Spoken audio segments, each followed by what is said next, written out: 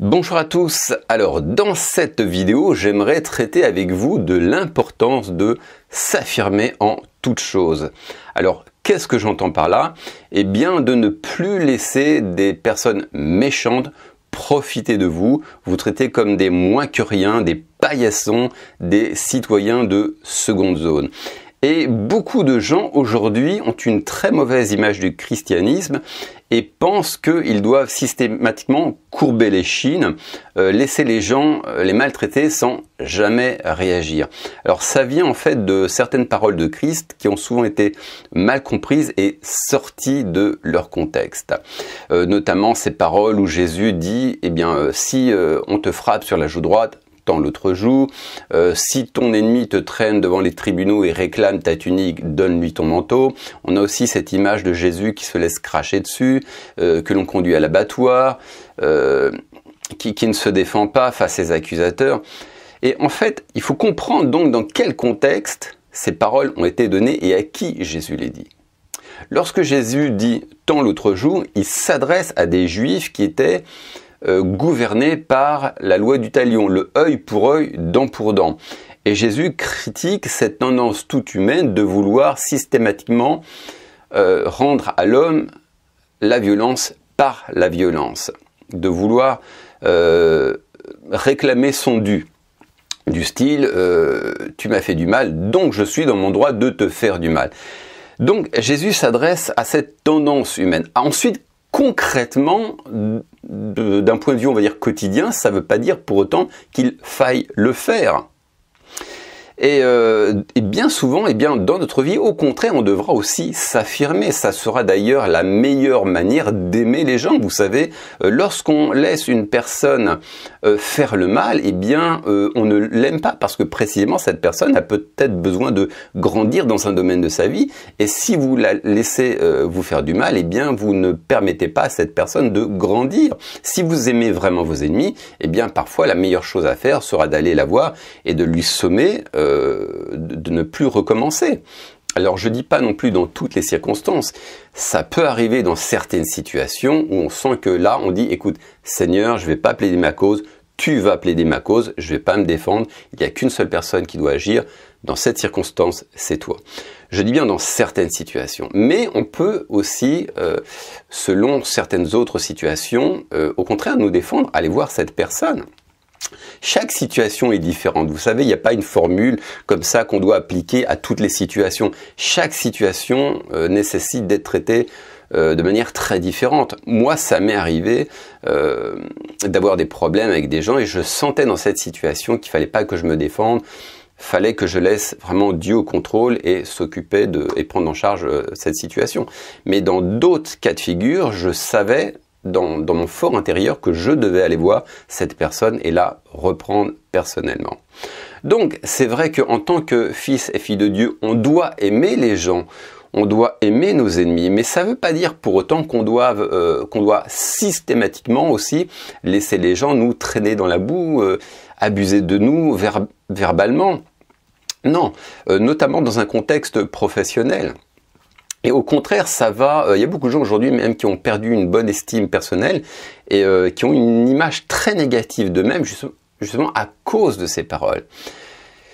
Et c'est hyper important de s'imposer aussi pour notre crédibilité. Si vous êtes quelqu'un de faible qui se laisse systématiquement abuser, vous n'aurez aucune crédibilité et votre témoignage d'ailleurs n'aura aucune crédibilité. Les gens ne vous écouteront pas. Qui écouterait quelqu'un qui se laisse systématiquement abuser? Personne. Notamment, je me rappelle, il y a quelques années, alors il y a vraiment très longtemps de ça, j'avais fait une longue mission dans le milieu de la logistique et c'est un milieu, pas toujours socialement très développé, c'est des gens qui ont des attitudes assez rustres, ils sont pas doués pour les relations sociales.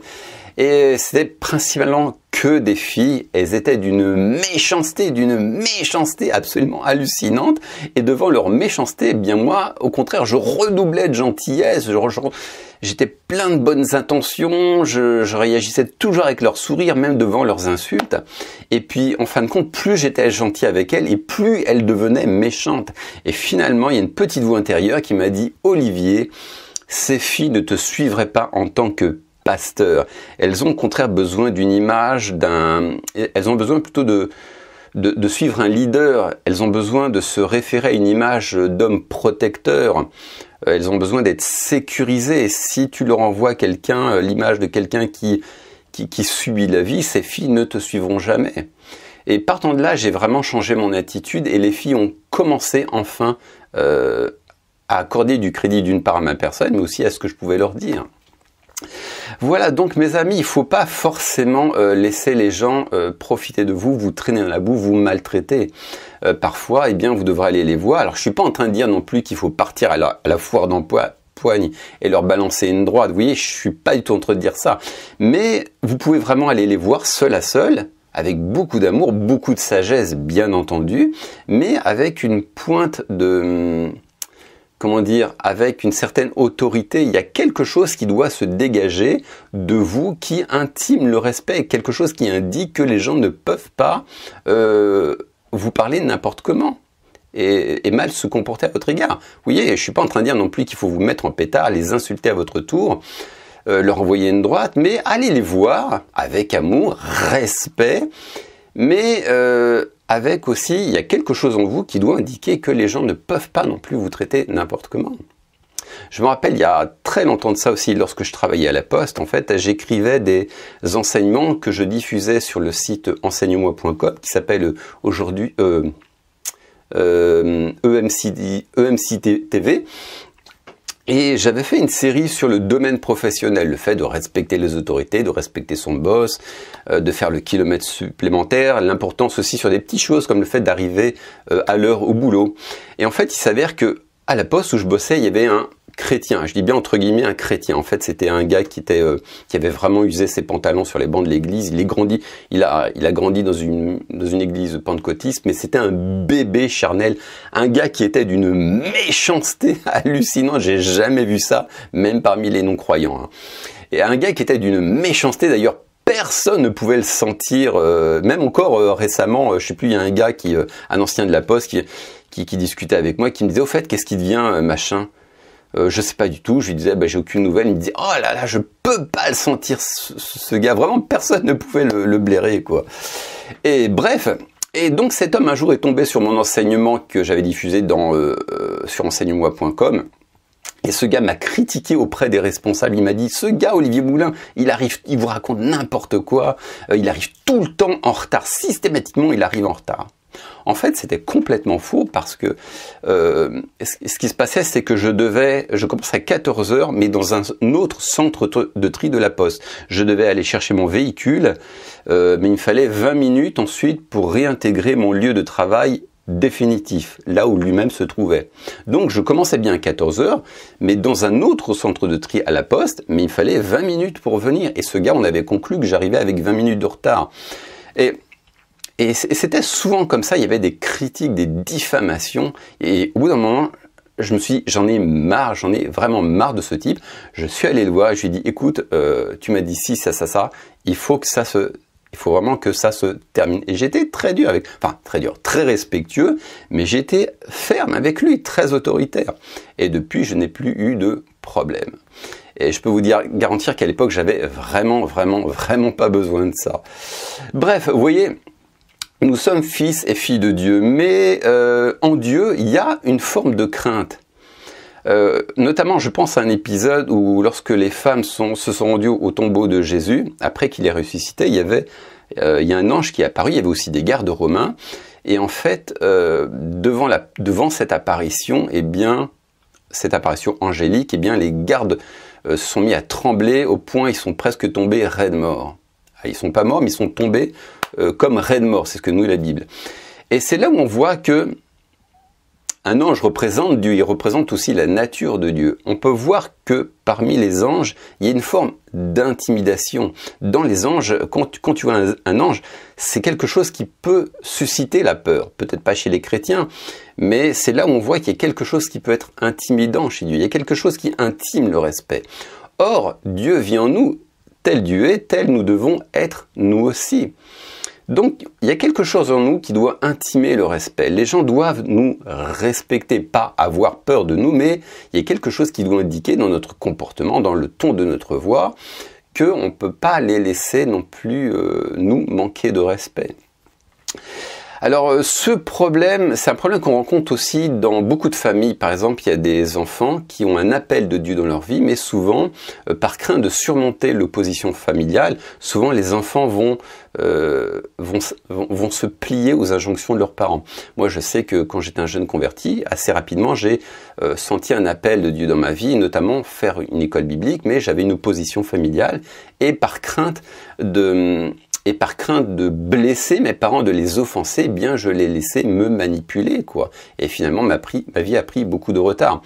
Et on voit que Jésus lui-même a coupé le cordon ombilical. À un moment, il y a l'épisode là dans les noces de Canaan où il y a Marie qui dit, il y a la mère de Jésus qui dit à Jésus, « Fils, le vin vient à manquer. » En fait, elle est en train de dire, va chercher du vin, chérie.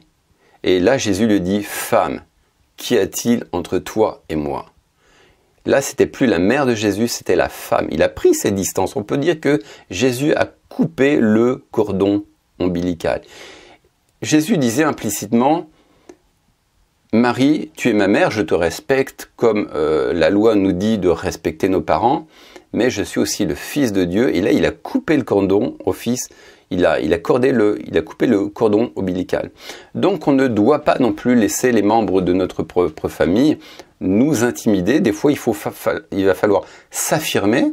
Si vous sentez un appel de Dieu dans votre vie, ou quand vous vous sentez devoir faire une chose que Dieu vous a dit de faire et que vous avez une opposition familiale, eh bien vous ne devez pas craindre de vous affirmer, de dire ce que vous avez à dire, de faire ce que vous avez à faire, par crainte de votre famille. Il y a Jésus, notamment Jésus, qui a dit la chose suivante: « Ne croyez pas que je sois venu apporter la paix sur terre. Je ne suis pas venu apporter la paix, mais l'épée. Oui, je suis venu opposer le fils à son père, la fille à sa mère, la belle-fille à sa belle-mère.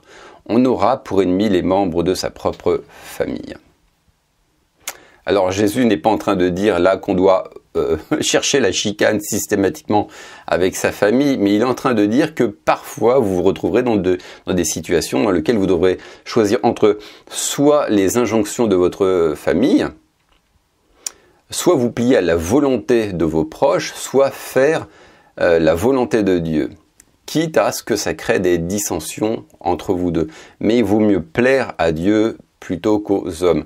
Donc, ne soyons pas intimidés par les gens. Aimons-les, pardonnons-leur, aimons nos ennemis, mais parfois vous vous retrouverez devant des situations de la vie où vous devrez aller les voir et leur sommer de ne plus se comporter d'une mauvaise manière parce que vous êtes digne de respect. Vous n'êtes pas n'importe qui, vous êtes les fils et les filles de Dieu. Alors faites-le intelligemment, avec sagesse, sans manquer de respect à votre interlocuteur, mais il y a quelque chose qui doit, de l'ordre de l'autorité qui doit émaner de vous. Et si Dieu vous a affranchi en Jésus-Christ, c'est pas pour vous conduire dans un autre esclavage. Donc, n'hésitez pas à vous affirmer et vous n'en serez que plus crédible et les portes, même au contraire, s'ouvriront devant vous. Les gens vous écouteront beaucoup plus facilement, vous porterez beaucoup plus de fruits. Il y a plus de chances que vous ameniez au contraire de gens à Christ également. Voilà, c'est tout ce que j'avais à vous partager aujourd'hui et je vous donne rendez-vous pour une prochaine vidéo. Ciao!